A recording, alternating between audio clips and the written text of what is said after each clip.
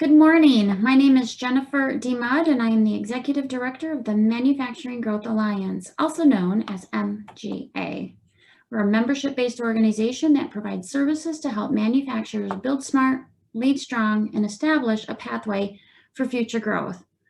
Our services drive solutions that make manufacturing in Michigan the most competitive and prosperous in the nation. Manufacturers are impacted every day with competing imports. This can be a major challenge for manufacturers, especially small manufacturers. There is a resource to help. The Great Lakes Trade Adjustment Assistance Center is a federally funded nonprofit organization that provides business assistance to manufacturers that have been directly hurt by imports. Today, we get to hear from the Great Lakes Trade Adjustment Center about resources. Before I introduce our guest today, a few housekeeping items to share. We encourage questions and comments, so please feel free to share them. I'll be monitoring those comments and questions as our presenter presents the topic. We are also recording the conversation today to provide the content to manufacturers after the webinar. Now let's introduce our presenter. Janie Hatchett is a project manager at the Great Lakes Trade Adjustment Assistance Center out of the University of Michigan. Janie is passionate about helping manufacturers access resources to support their resiliency and growth. Let's welcome Janie. Thank you so much, Jennifer. I just want to take a few moments to really appreciate you and the work that you're doing at the Manufacturing Growth Alliance. It's great to be talking with you today about the program. This is the program that we manage at the Great Lakes Trade Adjustment Assistance Center. And this program is a federally funded program by the Economic Development Administration, or the EDA. It is the only federally funded program that is designed specifically to support manufacturers that compete with imports. So I'm going to explain that program and how you can utilize it to become more strategic. I promise. The Great Lakes Trade Adjustment Assistance Center is located at the University of Michigan inside the Economic Growth Institute. The Great Lakes Trade Adjustment Assistance Center, the TAAC, is one of many programs at the Economic Growth Institute. Some programs work with existing small companies, some work with startups, others are focused on building capacity in communities and nonprofits. We also do research in communities, for communities, economic development organizations, and other nonprofits. The Economic Growth Institute engages government, research, and business to foster innovation, thereby boosting local, state, and national economies. We are one of 11 centers across the nation, all providing the same program and the same services to trade impact companies. The Great Lakes Trade Adjustment Assistance Center services firms in Indiana, Michigan, and Ohio.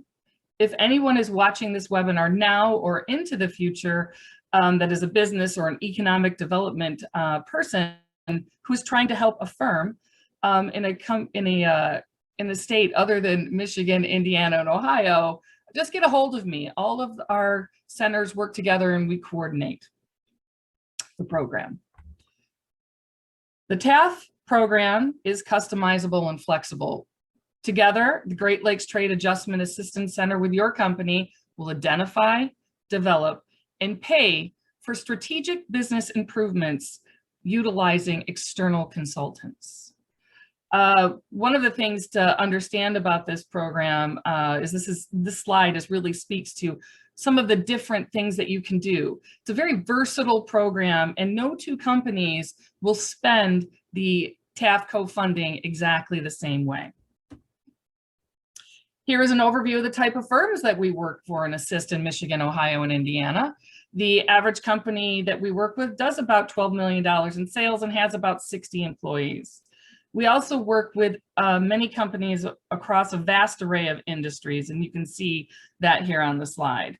Most companies really strive to execute 3 to 4 strategic co-funded projects that will help improve your productivity and costs. trying to do one top line at least and one bottom line project. The TAA for firms process is a three-phase process. The first process is you need to qualify for the program. This is where I actually spend a lot of my time doing outreach, speaking to companies, doing webinars. We build the application or the petition for you. We do the legwork, put all the documentation together that supports your petition to the EDA. After phase one is complete, we turn that application to the EDA for legal review and certification. We then move on to our phase two, which is when we begin building an adjustment plan or a roadmap over the next on how you're going to spend the $75,000 in federal co-funding. That plan is then turned in to the EDA, which will take about 2 months to be approved. And the good news is once you reach all good through that time, you get to implementation. Your company is ready to begin utilizing the $75,000 in matching funds over the next 3 to 5 years.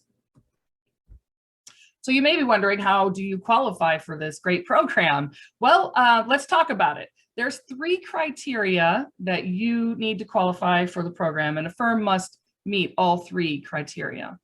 Your company's sales and employment must both be down 5% over some specific period of time. And we have some flexibility on that time frame, but we usually will see year over year. Your company has to be directly import impacted. And what that means is over the course of building a petition, we have to speak to a couple of directly invoiced customers who can validate that they have shifted purchases offshore. Once your company's petition is certified into the program, then we move into the second phase of the TAAC program. Here, a project manager will come on site, interview your leadership, key personnel, and together, we, your company and Great Lakes TAAC, will build a strategic recovery plan defining timelines and projects. This is a great opportunity for there to be a confidential, professional outside eyes on your company. The adjustment plan is then submitted to the EDA for approval. This documentation is a required feature of the TAAC program. And it will be the roadmap that we'll use for the next 3 to 5 years for implementation. Once the adjustment plan is approved, your company is ready to utilize the TAAC co-funding funds. Together, Great Lakes TAAC and your company identify projects and you select a consultant. Most companies initiate a project within as soon as possible, but usually within the first 6 months of your adjustment plan becoming approved. You can utilize any consultant you want for your projects. If you don't know one or you don't know who to use, we can assist you in selecting a consultant. And really the highlight is once a project is complete, the consultant will submit an invoice to you.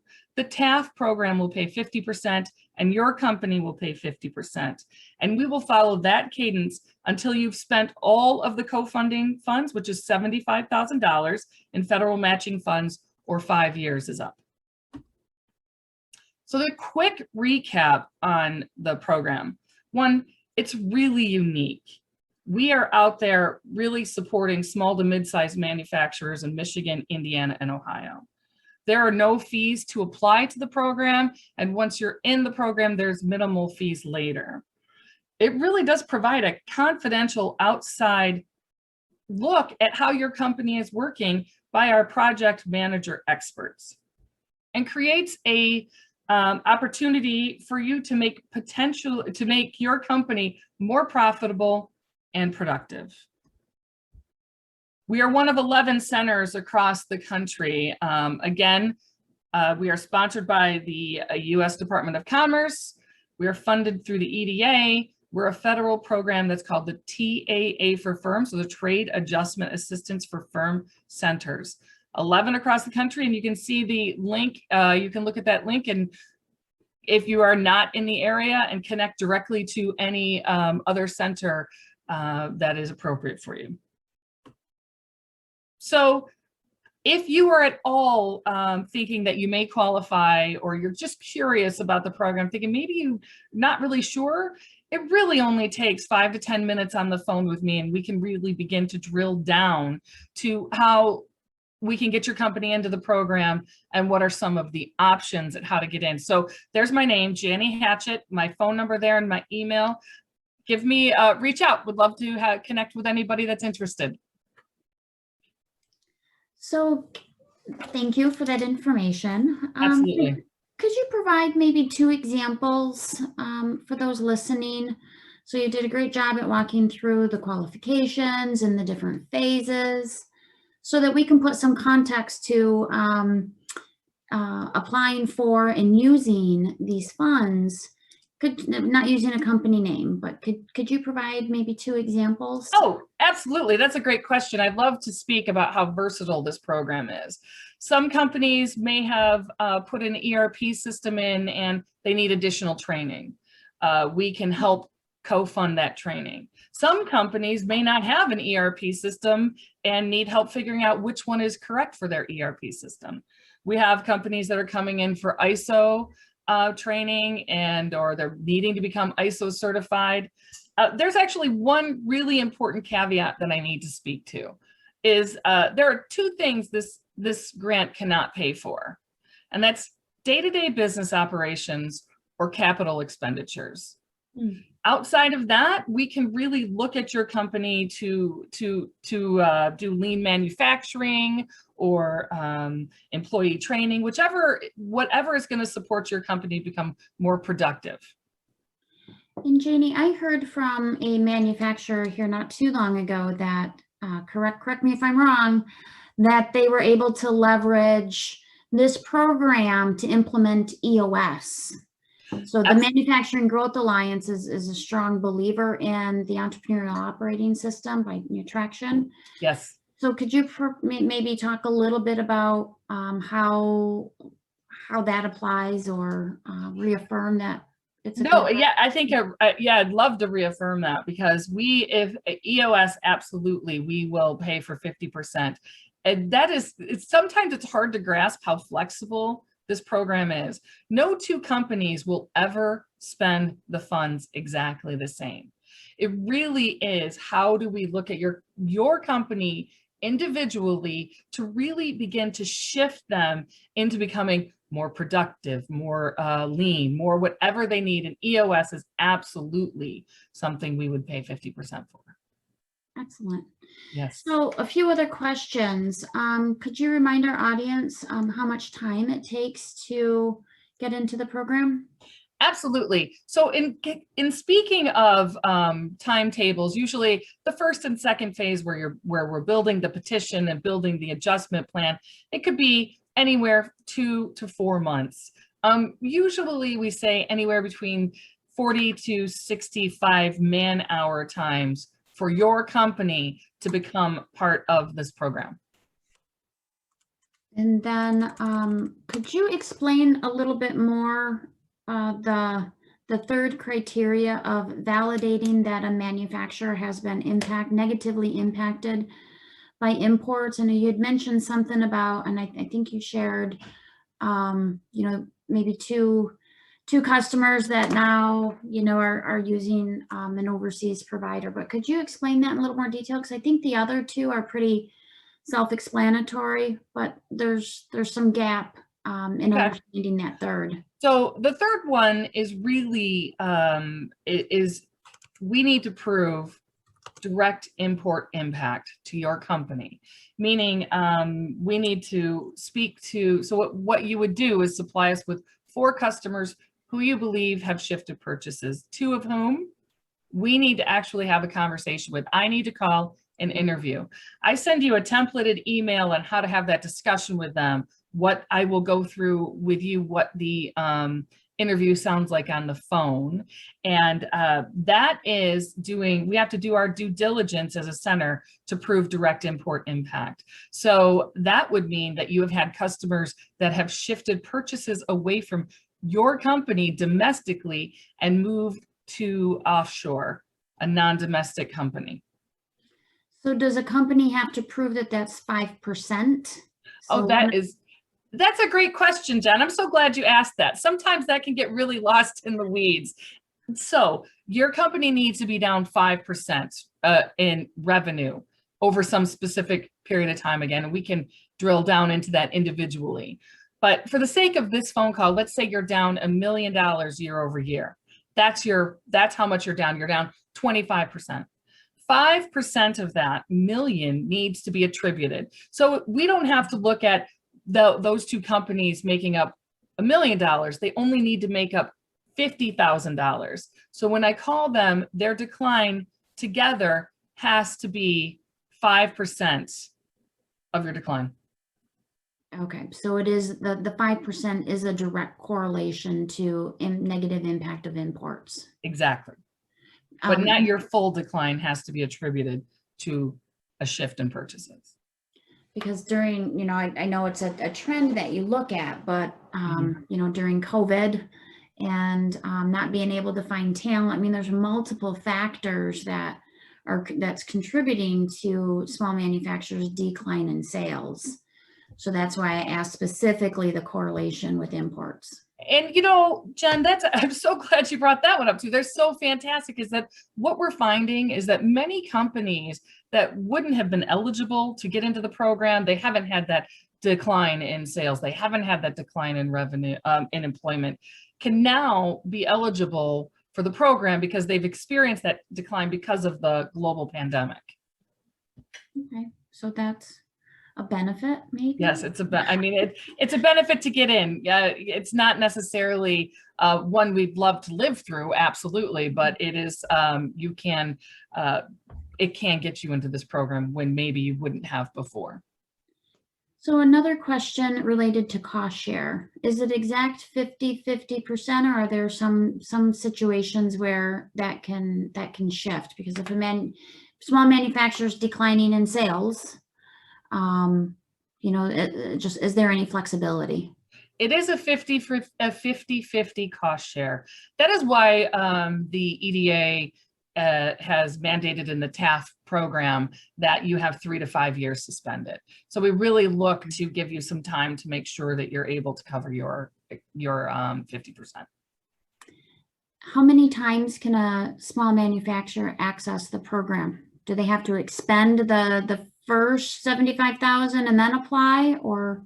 No, that is a great caveat. The TAAC program, the TAA for firms program, is a one-time program. So once you complete your 5 years or spend the $75,000, hopefully spend your 50% of the $75,000 in the 5 years, you're done with the program. So you cannot re-up it and do it a second time or do it a third time. It's that one time. Okay. How many manufacturers do you have accessing the program annually?